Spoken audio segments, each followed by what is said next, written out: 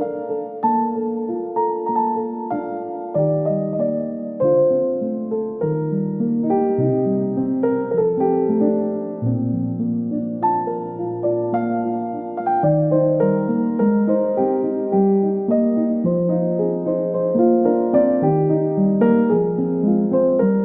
en el día de hoy, la verdad que el Señor ha traído un tema precioso para poder compartir con ustedes.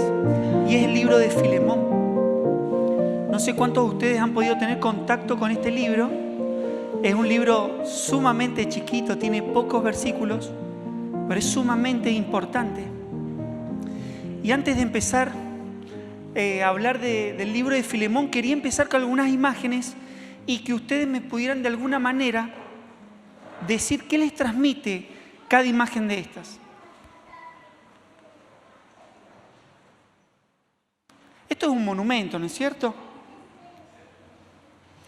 No la van a sacar. No la van a sacar. Este es el monumento de la libertad que está en Letonia. ¿Esta? La estatua de la libertad, muy conocida, ¿no? Esta es el monumento de la libertad más antiguo que está en la ciudad de Buenos Aires. Y este lo sacan. Este es de acá, de Mendoza. Este es el monumento al ejército de los Andes, por San Martín y la libertad que él trajo.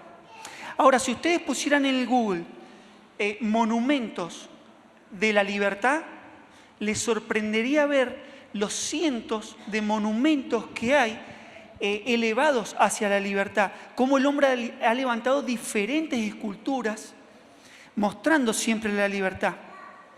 Ahora, a lo largo de toda la historia, vamos a ver al ser humano que ha buscado algo. ¿Qué ha buscado el ser humano? Libertad. Y estos monumentos de alguna manera son una pequeña expresión de haber alcanzado libertad. Pero la pregunta es, ¿la alcanzó realmente a la libertad? ¿El ser humano es realmente libre? De esta manera, vamos a entrar al libro de Filemón, porque Filemón, cuando el apóstol Pablo escribe Filemón, va a escribir de esto: libres en Cristo.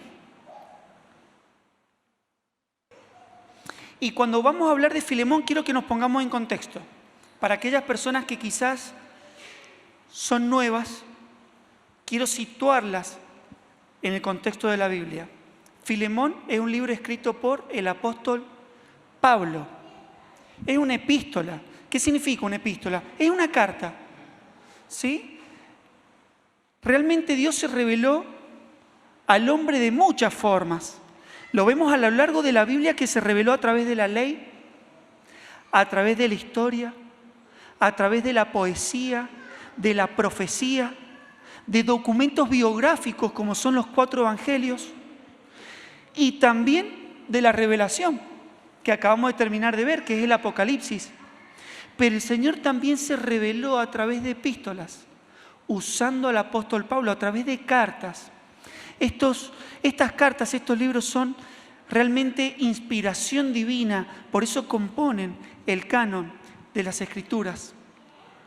El libro Filemón, sabemos que el apóstol Pablo escribió 13 cartas, 13 epístolas. El libro de Filemón pertenece a las cartas llamadas carcelarias, es decir, que Pablo escribió estando preso. 4 años estuvo preso Pablo, mucho. 2 años en Cesarea y 2 años en Roma. Desde Roma escribió Efesios, Filipenses, Colosenses y Filemón. Y a su vez pertenece al género de las cartas llamadas personales. Hay cartas como por ejemplo Corintios, Romanos, Gálatas, Colosenses, que está dirigida a iglesias. Y hay cartas que está dirigida a iglesias, pero de una manera más personal.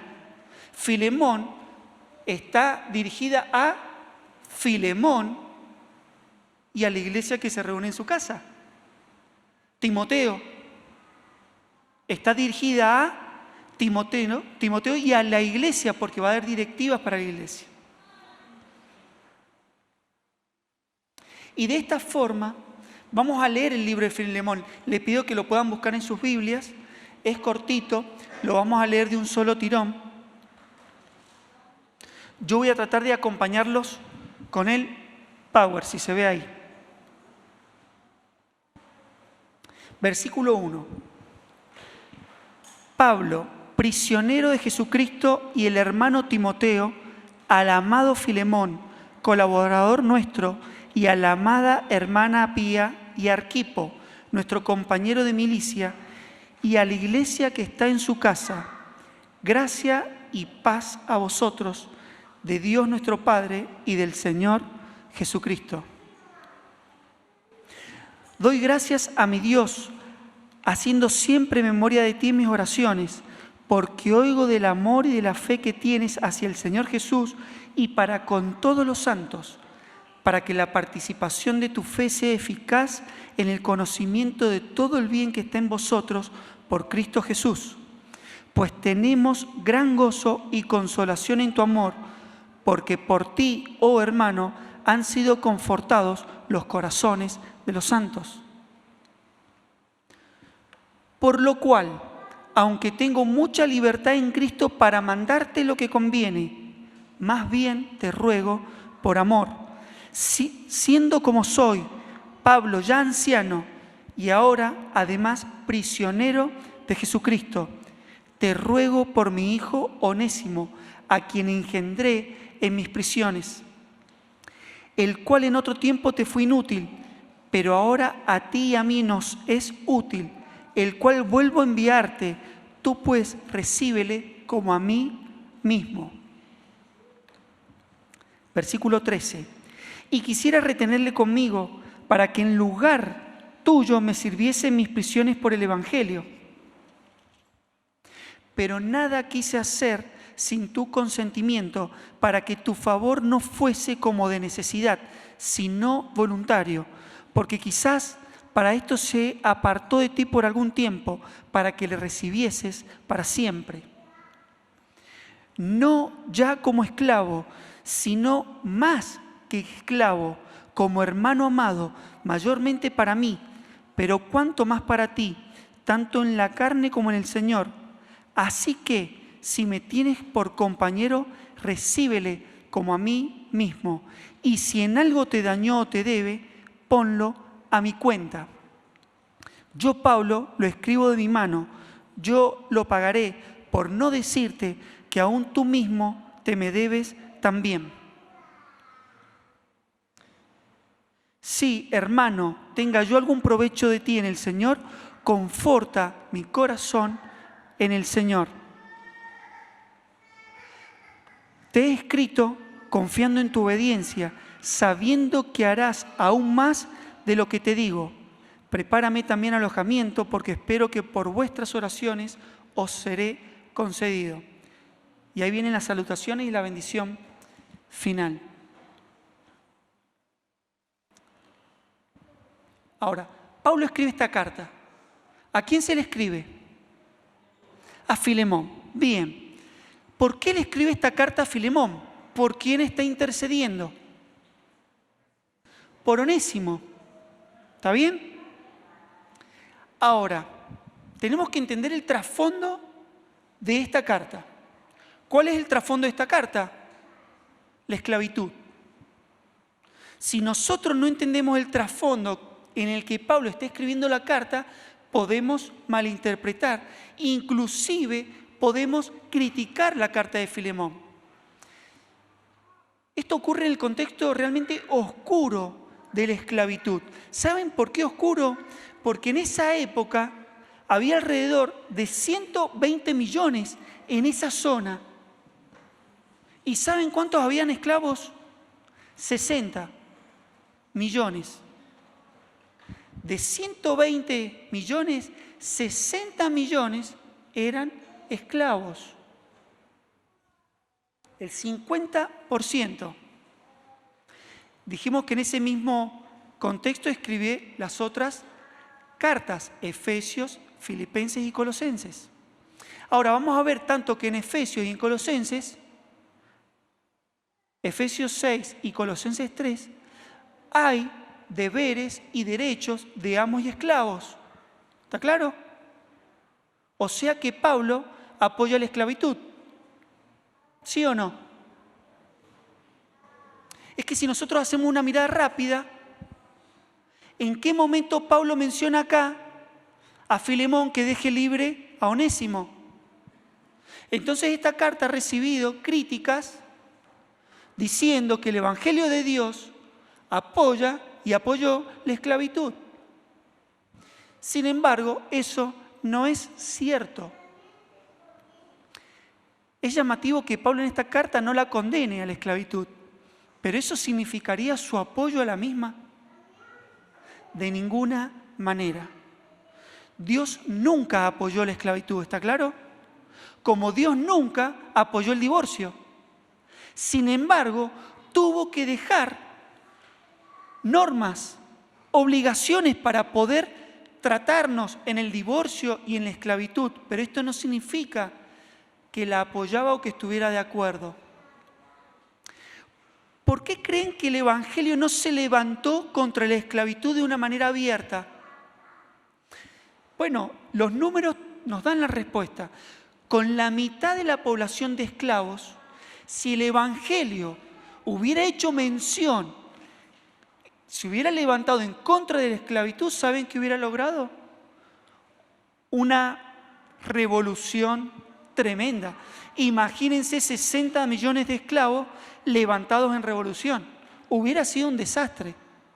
Por eso las leyes que amparaban a los amos eran tremendas, tremendas. Los amos podían hacer lo que quisieran con el esclavo. En el caso de Onésimo, ¿saben lo que le correspondía a Onésimo? La muerte directamente. Imagínense que un esclavo en aquella época se le caía una copa cuando iba a servirle a un comensal y lo mataban. Frente a este contexto, ¿qué es lo que hace el Evangelio? ¿Levantarse contra la esclavitud? No. Es implantar la semilla del Evangelio que iba a germinar e iba a llevar a un cambio de mentalidad, a una renovación de entendimiento. En este contexto, Onésimo se escapa de la casa ¿de quién? De Filemón. Filemón era un hacendado de Colosas, ¿sí? Tipo hacendado, terrateniente, muchos bienes. Onésimo se fugó. ¿Para dónde se imaginan que se fue? Y para una ciudad gigante, Roma. ¿Quién lo iba a encontrar en Roma? Bueno, Onésimo, en busca de su libertad, se escapa y ¿a dónde va a parar? A Roma. Y ahí ¿a quién conoce? A Pablo. No entendemos bien quizá el contexto en el que conoció Onésimo a Pablo, pero sí dice Pablo, un hijo que engendré en mis prisiones. ¿Puede ser o que Onésimo estuvo preso y conoció a Pablo? ¿O puede ser que en la prisión domiciliaria de Pablo, donde él tiene una casa, gente lo podía visitar? Si por alguna manera Onésimo terminó ahí y conoció a Cristo. Por eso lo que hace el cristianismo es introducir una nueva relación entre las personas, donde se abolen las diferencias. Eso es lo que iba a hacer el Evangelio. Miren lo que dice 1 Corintios 12:13. Porque por un solo espíritu fuimos todos bautizados en un solo cuerpo, sean judíos o griegos, esclavos o libres. A todos se nos dio a beber del mismo espíritu. De ninguna manera el Evangelio apoyaba la esclavitud. Gálatas 3:28, no hay judío ni griego, no hay esclavo ni libre, no hay varón ni mujer, porque todos vosotros sois unos en Cristo Jesús.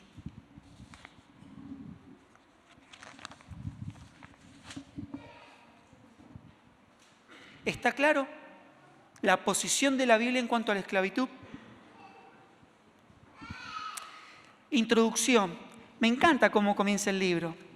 Comienza diferente a las otras cartas. ¿Se dieron cuenta? Dice Pablo, prisionero de Jesucristo. ¿Por qué él se llama prisionero de Jesucristo?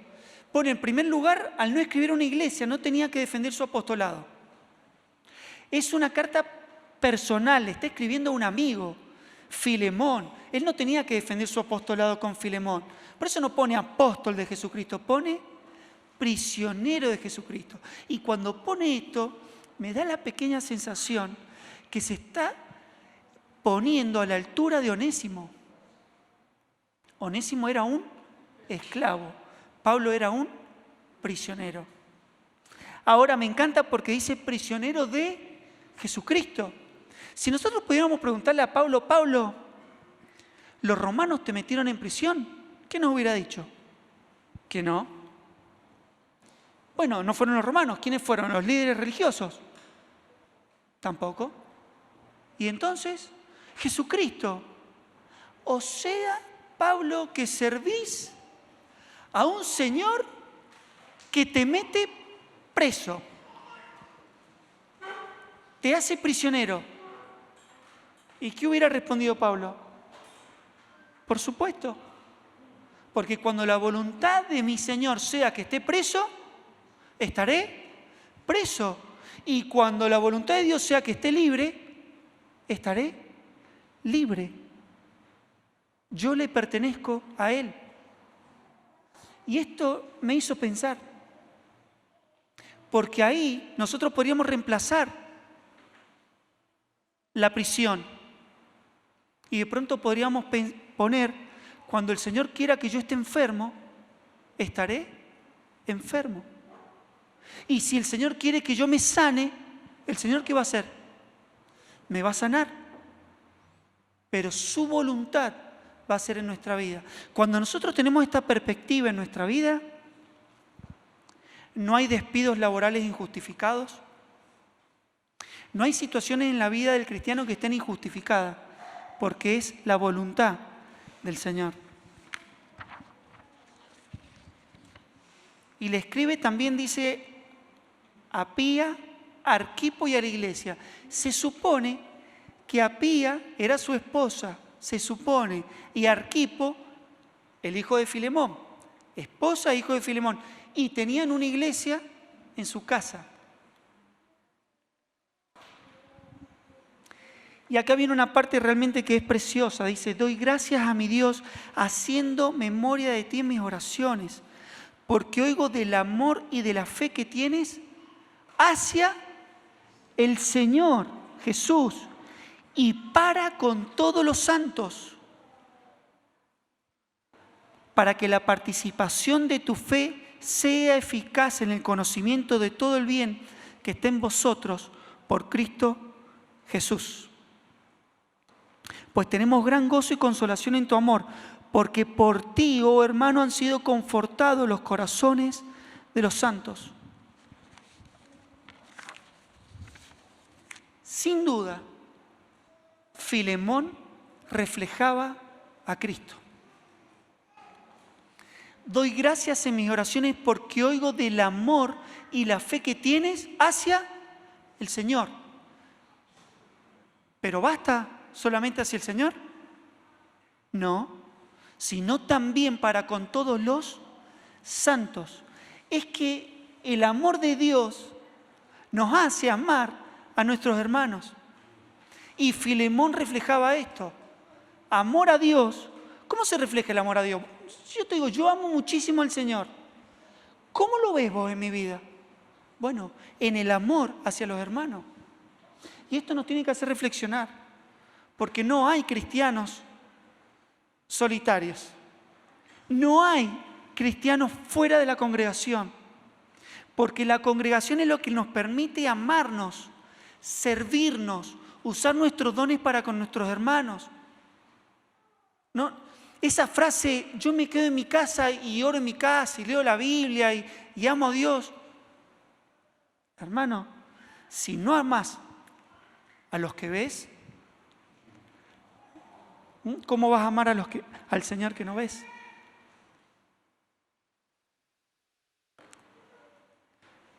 Versículo 8, por lo cual, aunque tengo mucha libertad en Cristo para mandarte lo que conviene, más bien te ruego por amor. ¿Qué escritor, Pablo? Si alguien sabía de persuasión, es Pablo. Estoy casi seguro que cuando Filemón terminó de leer la carta, le devolvió a Onésimo. Era altamente persuasivo. Y esta persuasión, miren, la apoyó en 3 cosas. Te ruego por amor, siendo como soy, Pablo ya anciano. ¿Saben qué edad tenía Pablo cuando escribió esta carta? 60. Pero se consideraba anciano. Pero este anciano, presbítero, ¿saben con quién tiene que ver? Con carrera, tiempo en el servicio. Pablo le está diciendo, te ruego, porque mi experiencia como hijo de Dios me enseña esto. Y además, prisionero. Onésimo esclavo y yo, prisionero de Jesucristo. Por eso dice, te ruego por mi hijo Onésimo. Y esto es importante, quiero que nos detengamos acá un par de minutos.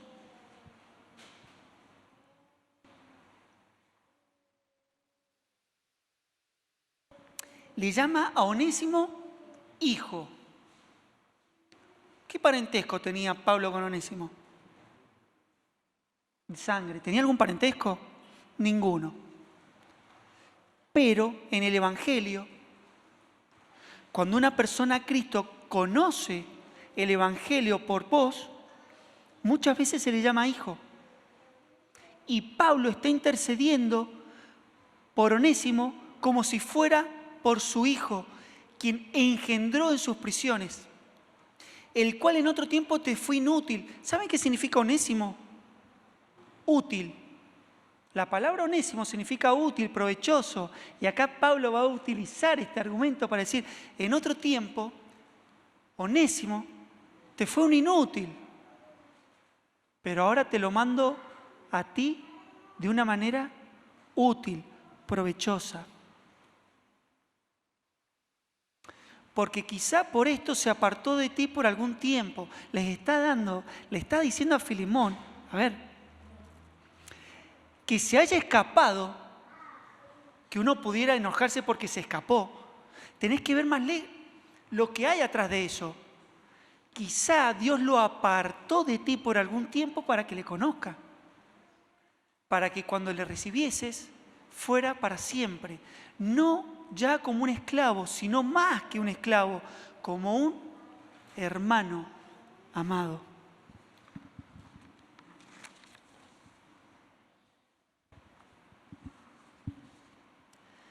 La verdad del Evangelio transforma las relaciones. ¿Onésimo dejó de ser esclavo? No. ¿Filemón dejó de ser amo? No. Pero su relación cambió. Y es esto lo que trae el Evangelio a nuestra vida. El Evangelio no te aparta de tu entorno, no te aparta de tu familia. Si sos hombre de hogar, no dejás de ser hombre de hogar y padre. No. Al contrario, transforma las relaciones dentro del hogar. Esto debe enseñarnos cómo tratarnos entre nosotros, porque para Dios somos todos iguales.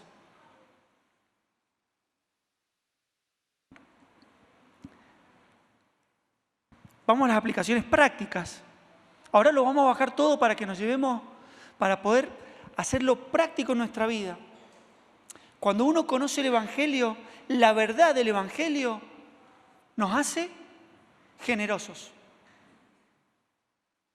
No hay hijo de Dios tacaño, avaro, amarrete, generosos.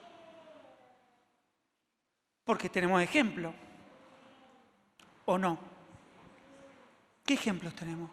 Tenemos un montón de ejemplos, pero si fuéramos a buscar el ejemplo máximo, Dios, siendo Dios, se hizo hombre, se humilló, se despojó.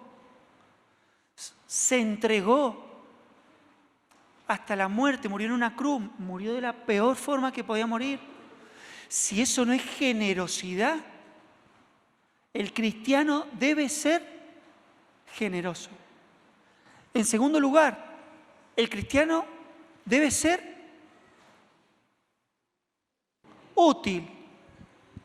Útil. El Evangelio nos transforma. Antes éramos unos inútiles. Pero la verdad del Evangelio y el poder de su Espíritu nos da utilidad. Tenemos dones. Nos hace útiles. No podemos ser cristianos que lo único que hacemos en la casa del Señor, en la iglesia, es recibir. Solo recibir. ¿Y en qué momento damos? Útiles. Tenemos que entender que somos útiles. Quizá estás preguntándote, no sé en qué puedo servir o no sé qué puedo hacer. Querido hermano, querida hermana, el Señor tiene trabajo para vos en su casa, en su ministerio. Tercer lugar, transforma nuestras relaciones. A ver, no es que de pronto conozco al Señor y largo lo que soy. ¿Está bien? Yo conozco al Señor y donde yo estoy el Señor me usa. Ya sea que sea un empleado o un jefe. ¿Está claro? Si somos jefes, el Señor nos pide y nos da pautas cómo tenemos que ser, ¿eh? Y si somos empleados, nos da pauta de cómo tenemos que ser. A ver, no nos confundamos, porque esto lo hemos visto muchas veces.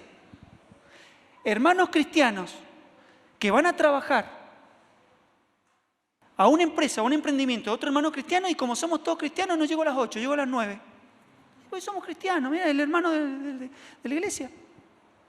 ¿Qué te parece? Y el Señor, ¿qué nos dice?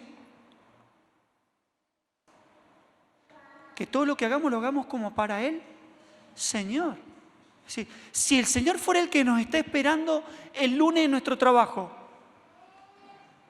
¿sí? ¿A qué hora vas a llegar? Si nosotros somos jefes y el empleado al que vamos a tratar es el Señor, ¿cómo lo vamos a tratar? ¿Entienden? No perdemos nuestra ubicación y nuestro rol en la sociedad. Dios transforma nuestro entendimiento, nuestras relaciones.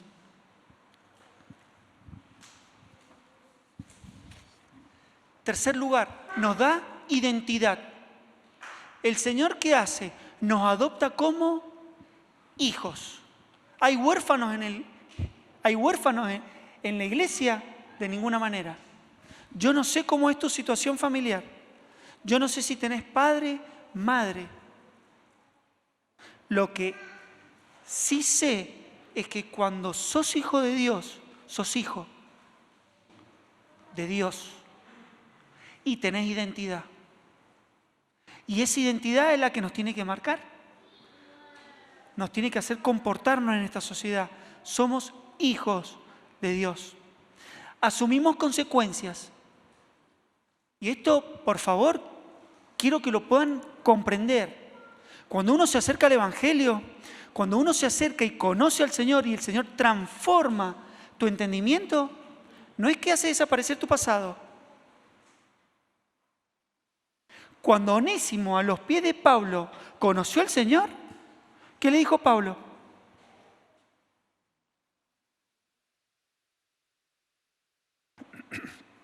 Supongamos. ¿Y qué es de tu vida? Y me escapé, yo era un esclavo.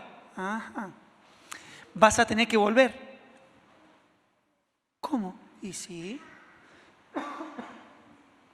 Vas a tener que volver y enfrentar las consecuencias de tus decisiones. El Evangelio no borra nuestro pasado. Nos da herramientas para poder enfrentarlo. ¿Está claro? Yo no sé cuál es tu situación, pero pongamos un ejemplo extremo. Algún hombre que deje embarazada a una chica y luego conoce al Señor, tiene que volver y hacerse cargo. de ese hijo. ¿Está claro?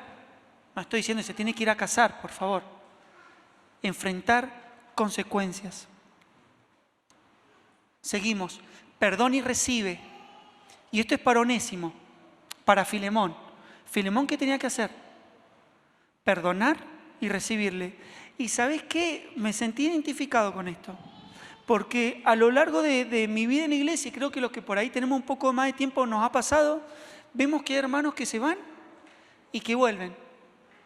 Que se alejan del Señor y vuelven. Y por ahí, viste, nosotros tenemos como una mirada un poco, como que juzgamos, ¿no? ¿Habrá vuelto de verdad? Me parece que es pura lágrima este.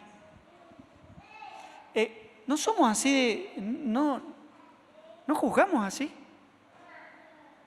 Sin embargo, el Señor lo perdona y lo recibe. Y resulta que nosotros enjuiciamos. Esto tiene que enseñar a nosotros que cuando un hermano se aparta del camino y vuelve, lo tenemos que recibir como el Señor lo recibe. Afronta deudas. ¿Vieron lo que dice Pablo acá? Versículo 18, se los voy a leer. Y si en algo te dañó o te debe, ponlo a mi cuenta. Yo, Pablo, lo escribo de mi mano, yo lo pagaré. ¿Está claro? ¿Sabés lo que firmó Pablo? Esto que escribe acá no es palabrería. Pablo firmó un documento, tiene su nombre, pero es un pagaré al día de hoy. Pablo firmó un pagaré y lo que te deba, yo lo voy a pagar. En el Evangelio, el cristiano afronta deudas. ¿Está claro? No es que anda endeudado y va clavando cuanta situación puede ahí y bueno, no la puedo pagar, ¡pum! ¿La dejamos allá? No, hermano. En el Evangelio, el Señor es claro. Pablo era apóstol y tenía forma y sustento generado por él mismo. Y tenía la forma de decir, bueno, si algo te debe, yo lo voy a pagar, pero esta deuda no queda impaga. No le dijo a Filemón, y si algo te debe, ahora se la perdonás porque es un hermano en Dios ahora. No le dijo eso. Yo lo voy a pagar. Te hago una consulta. ¿Tenés alguna deuda por ahí colgada? ¿Hay algo que quedó ahí, alguna tarjeta sin pagar? ¿O alguna deuda, algún hermano que de pronto, como somos cristianos, qué le hace que no se la pague? Somos cristianos. Vas y la pagás, porque es lo que nos enseña el Señor. Solventes económicamente. El Evangelio, ¿sabe qué nos da? Solvencia económica. No es llueve el maná. No. En el Evangelio tenés que trabajar. Y Pablo era apóstol. ¿Y sabés qué hacía? Trabajaba. Miren lo que le dice en 2 Tesalonicenses capítulo 3 del versículo 6 al 12. Hermanos, en el nombre del Señor Jesucristo les ordenamos que se aparten de todo hermano que esté viviendo como un vago y no según las enseñanzas recibidas de nosotros. Ustedes mismos saben cómo deben seguir nuestro ejemplo. Nosotros no vivimos como ociosos entre ustedes, ni comimos el pan de nadie sin pagarlo. Al contrario, día y noche trabajamos arduamente y sin descanso para no ser una carga a ninguno de ustedes. Y lo hicimos así no porque no tuviéramos derecho a tal ayuda, sino para darles un buen ejemplo. Porque incluso cuando estábamos con ustedes les ordenamos, el que no quiere trabajar, que tampoco coma. Nos hemos enterado de que entre ustedes hay algunos que andan como vagos, sin trabajar en nada. y que solo se meten en lo que no les importa. A tales personas les ordenamos y exhortamos en el Señor Jesucristo que tranquilamente se pongan a trabajar para ganarse la vida. ¡Qué exhortación! ¿Eh? En el Evangelio no hay vagos. Estamos llamados a trabajar. Y en último lugar dice, espera lo mejor de los demás. Es hermoso. Dice el 21, te he escrito confiando en tu obediencia, sabiendo que harás aún más de lo que te digo. ¡Qué hermoso! ¿Qué te imaginás que harías vos si alguien te escribe diciéndote esto? ¿Sabés qué? Confío en que no solamente vas a hacer lo que te pido, sino que vas a hacer mucho más. Espera lo mejor de los demás. Y a veces, ¿no les pasa que, le encomendé esto, no creo que lo haga bien o lo va a hacer a la mitad? No, debemos esperar lo mejor de los demás.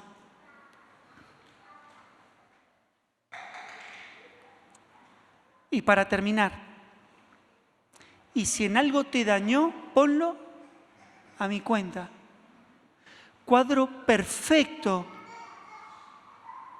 de sustitución al culpable y de la imputación de la deuda. ¿Qué les parece? Este es un cuadro perfecto de la cruz de Cristo. Es que cuando el Señor dice, haya pues en vosotros el mismo sentir que hubo en Cristo Jesús. Pablo lo entendió perfectamente. Si en algo te dañó, ponlo a mi cuenta.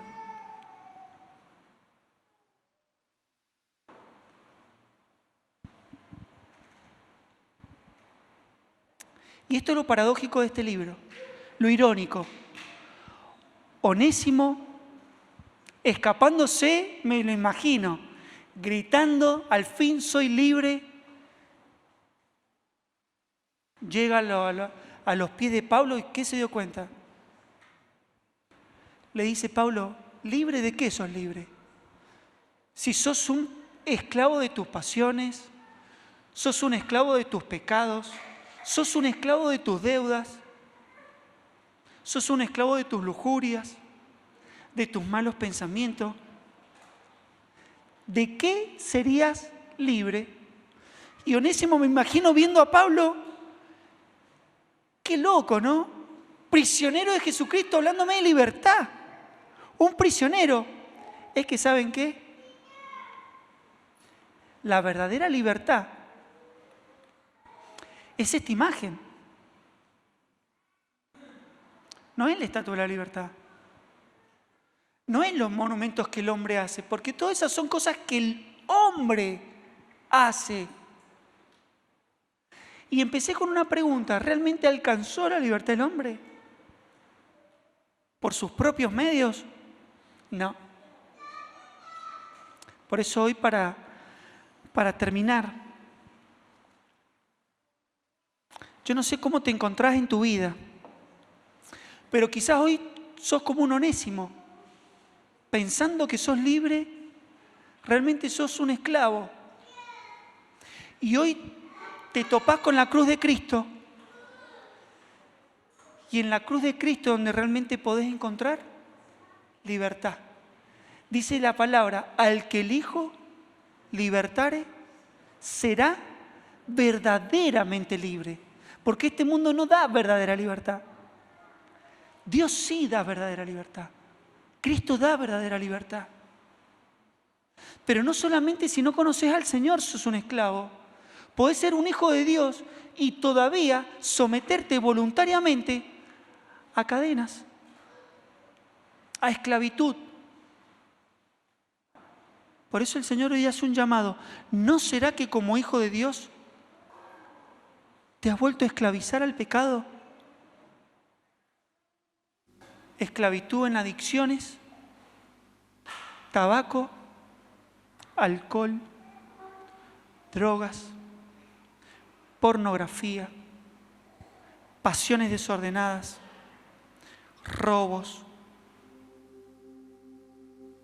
maldad, mentira. Hoy el Señor nos llama a ser libres. ¿Libres en quién? En Cristo. Si nosotros no nos acercamos a Cristo, no vamos a ser libres. Por eso hoy te voy a pedir que podamos terminar con una oración. Y si de pronto en tu vida hay alguna cadena que te está atando, el Señor la quiere romper y darte verdadera libertad. Quizás una amargura del pasado, un rencor, una situación familiar no resuelta. Bueno, tenemos la oportunidad de dejarla a los pies de Cristo y decir: Señor, esto en mi vida no lo tengo resuelto, no lo tengo resuelto. Necesito que vos traigas libertad en esta parte de mi vida. Hoy lo traigo y lo dejo a tus pies. Vamos a orar.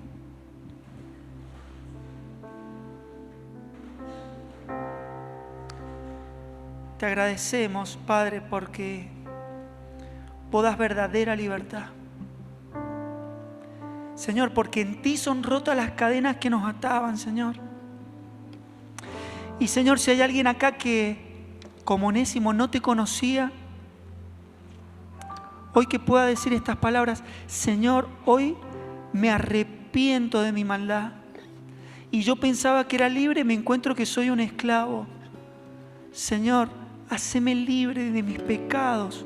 Gracias por pagar en esa cruz toda mi maldad y hacerme libre, Señor, para que Dios me pueda recibir como hijo. Señor, también queremos interceder por aquellos hijos tuyos que hoy están caminando en cadenas, Señor. Adicciones y diferentes cosas que pueden someternos, Señor. Hoy las queremos dejar, Señor, delante de ti, en tus pies. Señor, para que tú traigas libertad, Señor. Rompe en el nombre de Jesús esas cadenas que hoy nos atan y que podamos vivir en la libertad que vos nos das. Oramos en los méritos preciosos del Señor Jesús.